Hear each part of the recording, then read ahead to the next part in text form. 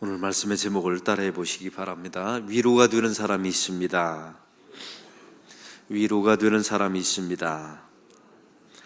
골로새서는 사도 바울이 로마 감옥에서 쓴 편지입니다. 거의 유서와 같은 성격을 가지고 있는 편지이죠. 언제 죽을지 모르는 상황 속에서 기록된 편지입니다. 공정한 재판은 기대할 수도 없습니다. 이런 상황 속에서 사도 바울의 마음속에 전도 여행 중에 지금까지 1차, 2차, 3차 전도 여행을 보내면서 고마웠던 사람들의 이야기를 쭉 적어주고 있습니다. 사도 바울을 도와주었던 사람들이 있었죠. 신실했던 사람이 있었고, 자기 일을 위하여 기도해 주었던 사람, 또 함께 위로가 되었던 사람들을 하나하나 이름을 적어가면서 고맙다, 위로가 되었다, 이렇게 이름을 남겨주게 됩니다. 사실은 이것이 성경책이되리라고는 아마 사도 바울은 상상하지 못하고 이 편지를 쓰게 되었을 것입니다. 근데 이 성경책 속에 2000년이 지나도 많은 사람들이 읽혀지게 되는 이 말씀을 성령의 감동으로 쓰여진 성경이라고 우리가 믿는 이 책 속에 이 사람들의 이름이 2000년 동안 잊혀지지 않고 기록되었다는 사실입니다. 여러분, 오늘 본문에 사도 바울에게 위로가 되었던 세 사람의 이름이 나와 있는데, 자기의 이름이 2000년 동안 잊혀지지 않고 많은 사람들에게 회자되고 기억되리라고 상상했을까요? 여러분, 상상하지 않았을 것입니다. 그러면 사도 바울의 마음과 머릿속에 기억되었다는 것은 사실은 하나님께 기억되었다는 의미입니다. 여러분, 저와 여러분이 특별히 하나님의 일들을 많이 하면서 특별히 하나님의 마음에 기억이 되는 저와 여러분이 되기를 소망합니다. 오늘 말씀에 바로 세 사람을 소개하고 있죠. 아리스다고, 마가, 유스도. 이 사람들은 오늘 성경에 이렇게 말합니다. 11절에 나에게 위로가 되었다. 한번 따라해 봅시다. 나에게 위로가 되었다. 여러분, 이게 얼마나 따뜻한 말입니까? 사람은 살다가 어려울 때가 있습니다. 사도 바울은 왜 없었겠습니까? 그리고 곤고할 때가 있었고 힘들 때가 있었었죠. 그런데 혼자 사역하는 게 아닌가 봅니다. 이때 나에게 위로가 되는 사람이 있었다. 여러분, 이게 귀한 사도 바울의 고백이었습니다. 이 편지를 쓸 때 사도 바울은 원망하는 말을 기록하지 않습니다. 사람이 살다 보면 힘든 일이 있었겠죠. 왜 사도 바울이 없었겠습니까? 수많은 난파와 태장과 어려움과 모함과 핍박을 받으면서 여기까지 왔는데 왜 원망할 말이 없었겠어요? 근데 그런 것들은 의지적으로 쓰지 않고 말하지 않고 위로가 된 사람만 소개합니다. 그 첫 번째 인물이 오늘 성경의 아리스다고입니다. 이 아리스다고는 사도행전 19장 29절에 나와 있는 인물입니다. 바울이 에베소에서 복음을 전할 때 일입니다. 2차 전도 여행 중에 에베소에 가게 되었죠. 근데 에베소 사람들이 섬기는 아데미 신을 사도 바울이 비판합니다. 우상을 만드는 사람들이 이 바울을 잡아서 감옥에 넣고 때리게 되죠. 이때 함께 갇혔으며 함께 매를 맞은 사람이 아리스다고입니다. 사랑하는 성도 여러분, 이 아리스다고는 예수 믿은 지가 얼마 되지 않은 사람이었어요. 다시 말하면 생짜였습니다. 교회 다닌 지 얼마 안 되는 사람이 되었지요. 근데 이 사람이 사도 바울과 함께 감옥에 갇히면서 매를 맞았습니다. 이것이 바울에게 위로가 되었다. 바울도 완전한 인간이었나 봅니다. 혼자 매 맞는 것보다 함께 성도가 함께 고난을 당하는 것이 자기 자신에게 위로가 되었다 말씀하고 있습니다. 여러분, 교회 사역도 마찬가지입니다. 우리 인생길도 이렇게 곤고한 날이 오게 되죠. 그때 함께 해주는 사람, 기도해주고 함께 예배드려주고 그런 사람들이 위로가 됩니다. 우리 교회에 최근에 성가대원을 하시고 교회 사역이 바쁜 분들이 계세요. 그분이 아니면 그 성가대 어느 파트가 이렇게 힘든 경우가 있습니다. 근데 그런 분들이 저를 찾아와서 목사님, 새가족들이, 저희가 전도한 새가족이 있는데 혼자 예배 드리는 것이 너무 힘들어합니다. 제가 1년 동안만 그 새신자가 홀로 설 수 있도록 제가 성가대를 쉬고 그분과 함께 섬겼으면 좋겠습니다. 어떻게 하면 좋겠습니까? 제가 당연히 오케이 하죠. 당연히 오케이. 성가대도 귀하지만 한 영혼이 홀로 설 수 있도록 1년 동안 바나바가 되어서 옆에서 지켜주겠다는데 그것이 하나님께 더 기쁨이 되지 않겠습니까? 저는 오히려 또 이런 마음을 갖게 됩니다. 그 새신자 입장에서 얼마나 고마울까요? 여러분, 이 많은 교인들이 아는 사람도 없어요. 생뚱맞죠, 사실은. 예수 믿으려고 왔는데 내용은 또 모르고 어색하고. 그런데 한 교인이 자기와 1년 내내 붙어 있으면서 함께 예배 드려준다니 얼마나 좋겠습니까? 그 힘든 상황 속에 함께하니 이가 위로가 됐겠죠. 여러분, 이런 위로가 오래 남는 것입니다. 좋은 일이 있을 때, 기쁜 일이 있을 때 함께하는 것은 오래 남지 않아요. 그러나 힘들 때 위로가 되는 것은 특별히 기억에 남고 하나님의 마음에 기록된다는 사실입니다. 어제는 박계수 집사님이 뇌출혈로 이제 하나님의 부르심을 앞두고 있습니다. 사경을 헤매고 있죠. 이분은 우리 교회 안에 많은 우리 교역자들을 주일 아침이면 항상 토스트를 구워서 본인도 휠체어 타고 다니시는데 섬겨주었던 분이십니다. 또 지난주에는 중보기도단에게 그 어려운 몸을 이끌고 다 토스트나 음식을 만들어서 항상 싸주고 어려운 사람들에게 곰국 끓여서 봉지에 담아서 주셨던 분입니다. 부자가 아닙니다. 아주 가난한 분이세요. 제가 그분의 별명을 우리 교회 도르가라고 이름을 제가 붙인 분입니다. 사도행전에 나와 있지 않습니까? 도르가가 죽었을 때 많은 과부들이 찾아와서 베드로 선생님, 이 사람이 우리에게 이런 겉옷을 지어주었던 사람입니다. 이 사람이 우리를 이렇게 도와주었던 사람입니다.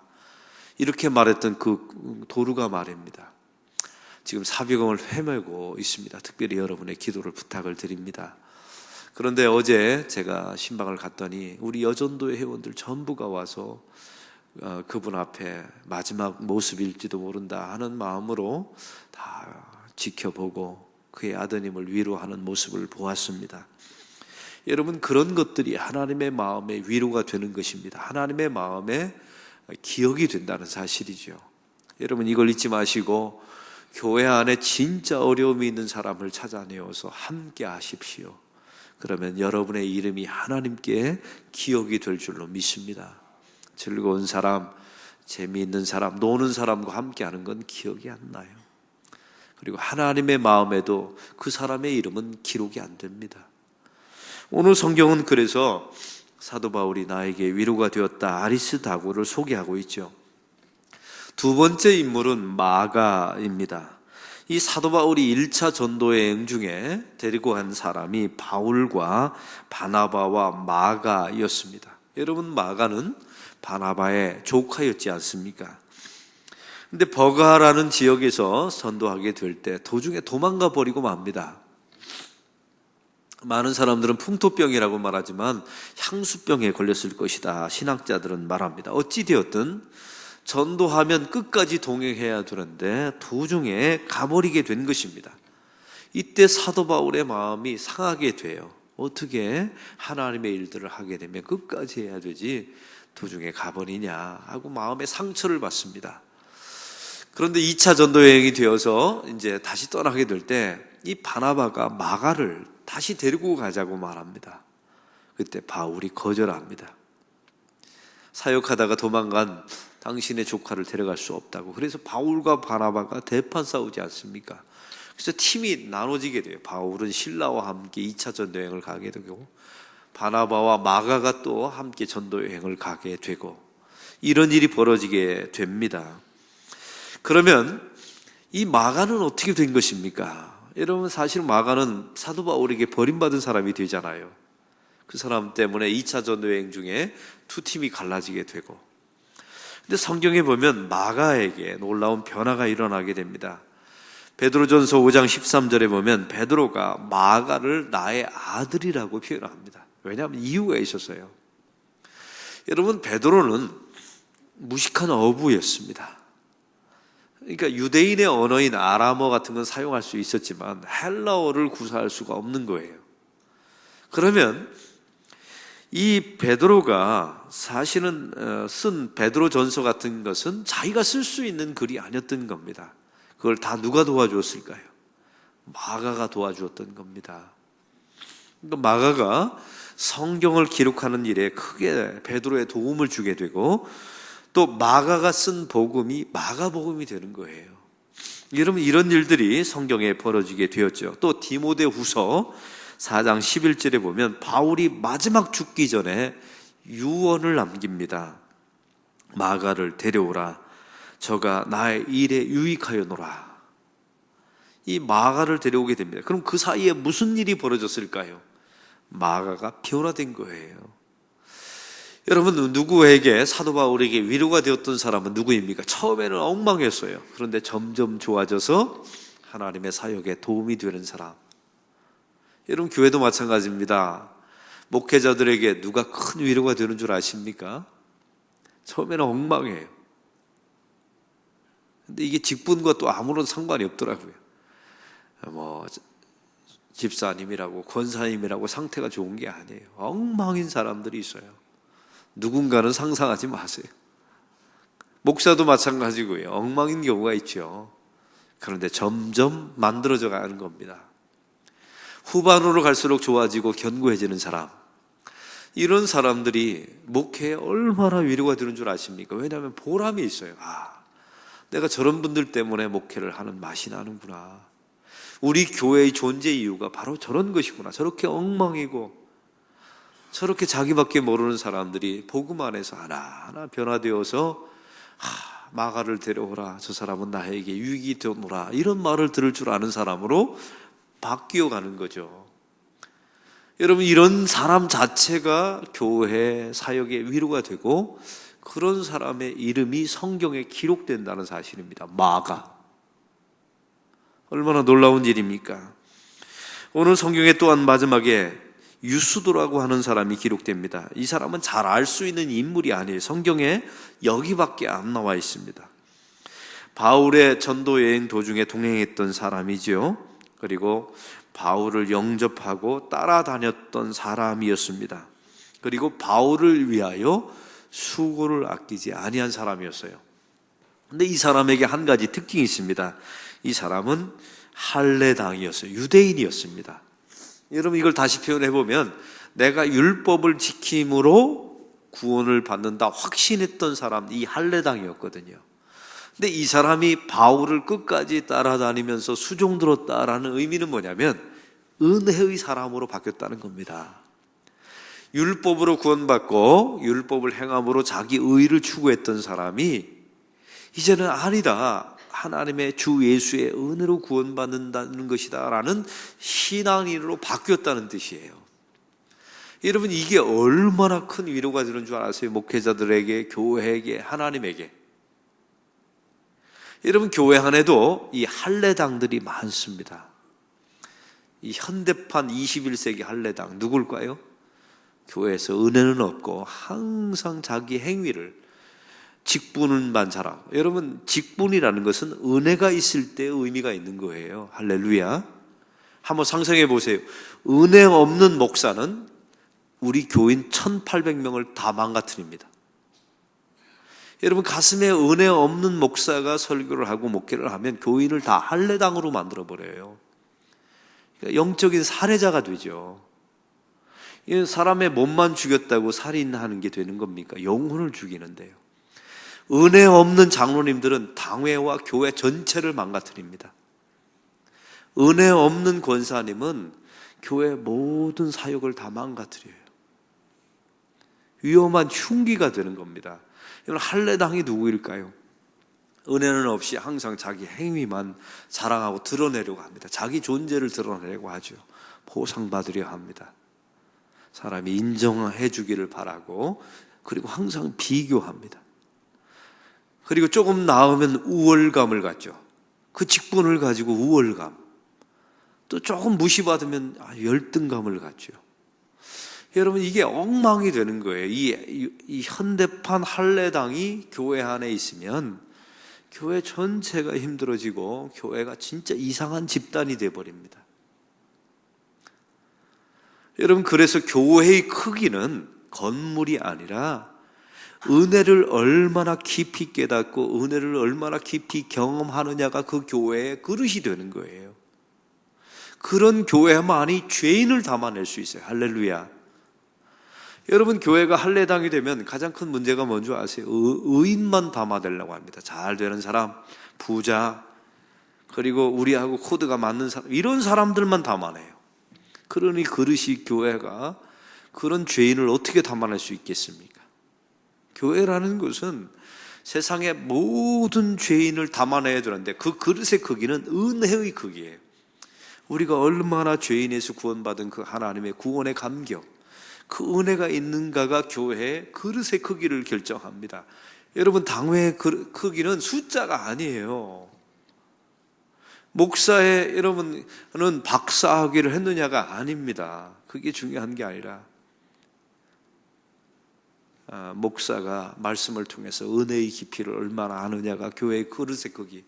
우리 장로님들이 직분을 자랑하기 전에, 권사님들이 직분을 자랑하기 전에 하나님 앞에 엎드려서 우리가 얼마나 죄인됨을 고백하고 은혜 아니면 살 수 없음을 날마다 고백하는 그 그릇의 크기만큼 하나님이 채워주십니다. 할렐루야. 저는 이걸 믿습니다. 그래서 오늘 말씀에 이들은 할례당이었어요. 자랑하고 시기하고 비교하고 보상을 바라고 안 알아주면 삐치고 난리도 아니었던 할례당. 그래서 교회 안에 예수 그리스도는 없고 은혜는 없고 맨 자기 행위만 자랑하고 누가 높으냐 낮으냐, 누가 먼저냐 나중이냐, 이런 엉망인 이런 할례당했던 사람들이 사도 바울의 가르침과 예수를 만나 은혜를 아는 사람이 된 겁니다. 그러니 사도 바울이 얼마나 위로를 받았겠어요. 하나님, 이겁니다. 이거 하라고 제가 1차, 2차, 3차 전도 여행을 보내셨군요. 제 인생의 의미는 바로 여기 있었던 거군요. 이러면서 자기 인생을 마무리 지으면서 아리스다고, 마가, 오늘 본문에 나와 있는 유수도가 나에게 위로가 되어노라. 이 말은 다른 의미가 아니라 어려웠을 때 함께 했기 때문이기도 하지만 내 사역의 열매입니다. 하나님, 내 사역의 열매입니다. 이렇게 고백하게 된 거예요. 이제 묻습니다. 여러분의 사역의 열매는 뭡니까? 이제 한번 묻는 거예요. 성경이 여러분에게 이 본문을 통해서 2000년이 지나서 묻는 거예요. 여러분을 통해서 어떤 사역의 결과와 열매가 나타나는 것입니까? 또 우리가 얼마나 힘들 때 함께 했던 사람들이 되었습니까? 또 여러분은 힘든 사람에게 정말 위로하는 사람이 되었습니까? 함께 공치고 놀고 다니고 이런 거 말고요. 정말 힘들 때 기도해 주는 사람. 처음에는 엉망이었지만 점점 좋아졌던 사람. 그리고 할례당이었으나 은혜를 깊이 아는 사람이 되는. 그래서 이것이 우리 주님에게 큰 위로가 되고 사도 바울에게 위로가 되었다 합니다. 여러분, 예수 오래 믿은 것 가지고 자랑하지 마시고, 직분 가지고 있는 것 자랑하지 마시고, 바로 이와 같이 누군가에게 위로가 되어노라. 또 누군가에게 위로가 되어주는 사람. 어제 박계수 집사님 이제 뇌가 밀린 거예요. 100cc가 이제 뇌에 피가 전부 고여가지고 수술을 못한다. 이제 일주일 안에 돌아가신다라는 판정을 받았습니다. 그리고 아무리 못해도 뇌사 판정 받을 거라고 제가 이야기를 들었습니다. 근데 놀라운 사실은요, 청력은 끝까지 남아있다는 사실 아십니까? 많은 여전도 회원들이 가서 귀에다 대고 이야기했을 거예요. 내가 누구 왔다고 기도하고 있다고. 저도 그분의 귀에다 대고 담임 목사가 왔어요. 힘내세요. 그리고 기도했습니다. 하나님, 고통 없이 데려가 주세요. 하나님, 이 여인을 남편 보내고 평생 가난하게 살았습니다. 고통 없이 보내주세요. 제가 하나님 앞에 기도했습니다. 여러분, 이런 말들이 그 여인에게, 우리 집사님에게 얼마나 큰 위로가 되겠습니까? 세상에서는 다 손을 놓아버리고 이제 하나님 나라 기다리는 백성에게 주의 종들이 찾아와서 부목사님이 찾아와서 기도하고 여전도 회원들이 찾아와서 기도하고 담임 목사가 찾아와서 귀에다 대고 또 하나님 앞에 기도해드리고 이것이 그 여인의 마음 속에 남았다면 하나님의 마음에도 남은 겁니다. 이런 사역을 잘 감당해 주시는 저와 여러분이 되기를 소망합니다. 오늘 말씀의 느낌과 깨달은 점을 적어보시고 해야 될 것 한 가지와 하지 말아야 될 것 한 가지를 적어보시고 이 말씀대로 사는 하루가 되게 달라고 기도하는 시간 갖겠습니다.